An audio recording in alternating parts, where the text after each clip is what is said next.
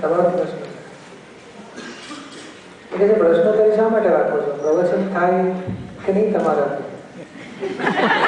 પોતાની કક્ષા પ્રમાણે પ્રશ્ન પૂછે, મારે તમારી કક્ષાનો ઉત્તર જોઈએ છે. આમાં કેવું છે બેન?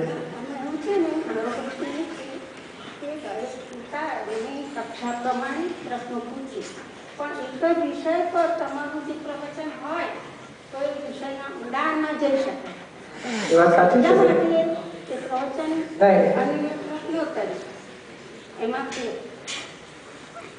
બરોબર છે. આમાં વાત તમારી સાચી છે, પણ એ પ્રશ્નોત્તરી છે ને, આમાં શું છે, 2 દાડા માટે આવ્યા. આ જો પ્રવચન પોણો કલાક કરીએ તો પ્રશ્નો પેલો કે મારે ઇતિહાસનું જાણવું છે, તમે ભૂગોળ બોલી નાખ્યું, મારે કામનું શું? એટલે પછી થોડી 10-15 મિનિટ પ્રવચન જેવું બોલીએ છીએ, ભાઈ આ મૂળ વસ્તુ શું છે આ સત્સંગની, પછી લોકોના પ્રશ્નોનું પૂરું કરીએ છીએ. હા, બીજા મોટા પ્રશ્નો સત્સંગ હોય છે અમારે, જે 5 દિવસનો હોય ને પ્રોગ્રામ. હમણાં અમારે અમદાવાદ હતો એ 15 દિવસનો પ્રોગ્રામ હતો. તે રોજ એક સબ્જેક્ટ ઉપર પ્રવચન હતું, પછી 1 કલાક બોલવાનું. કૃષ્ણ ભગવાનની ગીતા આવી જાય, મા બાપ છોકરાનો વ્યવહાર આવી ગયો, ચિંતા ઉપર હતું, ક્રોધ ઉપર હતું, એ પબ્લિકને જે જરૂરિયાત હોય ને એવા સબ્જેક્ટ હોય છે. પણ બહુ મોટા દિવસો વધારે હોય તો પછી વધારે ટાઈમ અપાય ને. તો ટાઈમ જ કેટલો? આજે 2 કલાક માટે આવવાનું પાછું, એમાં અડધો કલાક તો પેલો ખાઈ જાય બીજા બધા. એમાં 2 કલાક હોય, એમાં જો પ્રવચન રાખીએ ને 1 કલાકનો તો ઘણાના હજુ તો પ્રશ્નો ઓછા રહી જાય છે. અને આ પ્રશ્નોત્તરીમાં થોડું મૂળ શું છે કે મૂળ આધ્યાત્મિક દ્રષ્ટિએ જવાબ લઈ આવીએ છીએ આપણે, કે જેથી કરીને આધ્યાત્મિક દ્રષ્ટિએ માણસની દ્રષ્ટિ ખુલે. સમજાય છે? મારો પ્રશ્ન એ છે કે દાદા ભગવાન જે ઉપદેશ આપ્યો અને ગીતા, મહાભારત, રામાયણમાં જે ઉપદેશ છે એમાં બેઝિકલી ફેર શું છે? ફેર એટલું જ છે કે ભાઈ આ તાજા ડોક્ટર છે ને પેલા બધા ડોક્ટરો એ વખતના જમાનામાં દવા આપતા હતા. આજે આ ડોક્ટર આ દવા આપે છે. નહીં, તમારા ઘર પાસે ડોક્ટર એ કામ ના કે પછી તમારા બાપા જે ડોક્ટરની દવા લેતા હોય એનો ફોટો મૂકીએ તો આપણને કામ લાગે દર્દ મટાડવામાં. પણ તે હિસાબે તો પછી વેદાંત, ગીતા બધું નકામ થાય. જો પ્રત્યક્ષ હાજર ના હોય ને તો પછી એની દવા લેજો. કે મારા બાપા પણ આ શરદી વખતે આ દવા લેતા હતા, લખેલું છે, આપણે લેવાનું. પણ જો જીવતા ડોક્ટર મળી ગયા ને તો પછી પેલા વૈદ્યને પૂછવા જવું નહીં, ખોટા થાય. જીવતા પકડીને કામ કાઢી દેવાનું. પણ મારા પ્રશ્નનું સમાધાન નથી કે બેમાં ફરક શું છે? ફરક એટલો જ છે બેન કે એ ગીતા અર્જુનને જ્ઞાન આપ્યું હતું એનું વર્ણન છે. રામાયણ રામચંદ્રજીના જીવન ચરિત્રની વાત છે. મહાભારત કૃષ્ણ ભગવાનના જીવન ચરિત્રની વાત છે. પછી કર્મ ગ્રંથો તો કે અધ્યાત્મના ઉપદેશો છે. હવે એ આપણી દ્રષ્ટિ અજ્ઞાન દ્રષ્ટિ હોય તો આપણે કેટલું ગ્રહણ કરી શકીએ? એટલે કોક જીવતા જાગતા અનુભવી હોય એને પૂછીને તમે કરો તો તમને વધારે હિતકારી થાય. એટલે વધારે જ્ઞાન જીવતા જાગતા પાસેથી જ મળે. એ સહેલો રસ્તો કયા છે એમની પાસેથી ન મળે. ના, પુસ્તકોમાંથી તમને આજે સંસ્કૃત શીખવું હોય તમે ચોપડા કેટલા ઉઠાવશો? નાના છોકરાને એકડે શીખવાડવું હોય તો કઈ લાઇબ્રેરી મૂકવાથી શીખે એકડો? જે બાબતનું અજ્ઞાન જ છે બાબલાને, એને શીખવાડવું હોય તો શું કરવું પડે? એના બાપા ગમે તેટલા સીએ થયેલા હોય ને તો એને કેજી નર્સરીમાં નાખે. શું કામ? એના નાના ટીચરો એને ધીમે ધીમે શીખવાડે 1 2 3 ABC. બરાબર છે તમારી વાત, પણ મારા પ્રશ્નનો ઉત્તર જ નથી આ. કારણ કે ગીતા અને એમાં જે ઉપદેશ આપેલો છે એ અને દાદા ભગવાનના ઉપદેશમાં ફેર કશો જ નથી. શું ફેર? કશો ફેર નથી. ફક્ત ફેર એટલો છે કે ગીતાના ઉપદેશથી કૃષ્ણ ભગવાનનું કલ્યાણ થઈ ગયું. અને આજે ગીતા વાંચવાથી કોઈ કૃષ્ણ ભગવાનની વાત અર્જુનને જેને પ્રગટ થયું ને એટલું કોઈને પ્રગટ થતું નથી. એ મુશ્કેલી છે આગળ. ગીતાની વાતથી અર્જુનને જેટલું થયું ને એટલું આપણને થાય તો આપણી માટે ગીતા ઉપકારી. પણ આપણે દ્રષ્ટિ લાવીશું ક્યાંથી? માટે કોઈ અનુભવી પૂછવું પડે છે કે ગીતામાં જે લખ્યું છે મને બતાવો. અને અનુભવીની દ્રષ્ટિ પ્રાપ્ત થતાની સાથે કૃષ્ણ ભગવાને જે અર્જુનને આપ્યું એવો આપણામાં અનુભવ ઉત્પન્ન થશે. ગેરંટી વાળી વાત છે. એટલે આપણે તો હવે આ જ્ઞાન લીધા પછી અમે ગેરંટીથી કહીએ છીએ કે તમે પાછી ગીતા વાંચો ને તમને લાગશે કે હું 20 વર્ષથી વાંચું છું, આ નવી દ્રષ્ટિ મને મળી. જેમ ચશ્મા પહેરીને વાંચો ફેર પડે કે ના પડે? તમે જ્ઞાનીના ચશ્મા આપીએ તમે કે તમે ચશ્મા પહેરીને વાંચો કે તમારે જ ગીતાનું આરાધન કરવાનું છે, એ જ કૃષ્ણ ભગવાનનું આરાધન કરવાનું છે, પણ સાચી દ્રષ્ટિ મેળવીને જાઓ. અમે અહીંયા કોઈ દાદા ભગવાનનું આરાધન કરવા માટે બેઠા નથી કે અમારો સંપ્રદાય છે અને તમે દાદા ભગવાન પકડો, બીજા બધા ભગવાન છોડી દો, એવું નથી કહેતા. તમે દ્રષ્ટિ મેળવીને જાઓ અને સાચી દ્રષ્ટિ મેળવી પછી સાચી સમજણથી તમે આગળ વધો.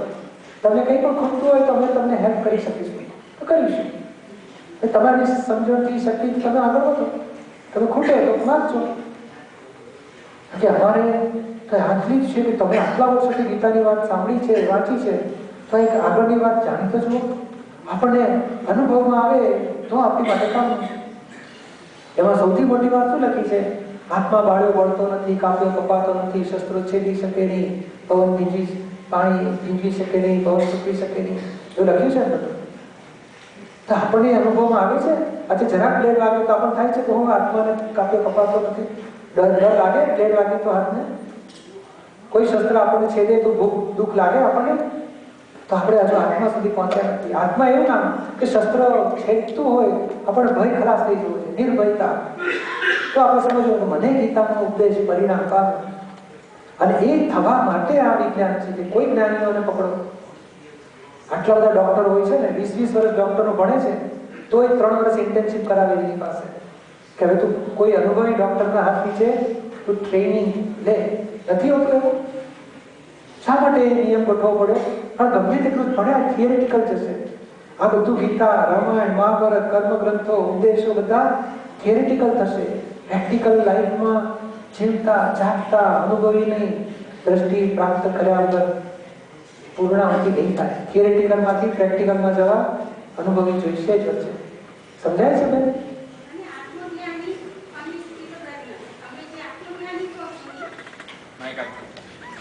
આપ જે આત્મજ્ઞાની કહો છો અને સ્થિત પ્રજ્ઞ વિચાર એ બંનેમાં બેઝિકલી ફેર બહુ ફેર.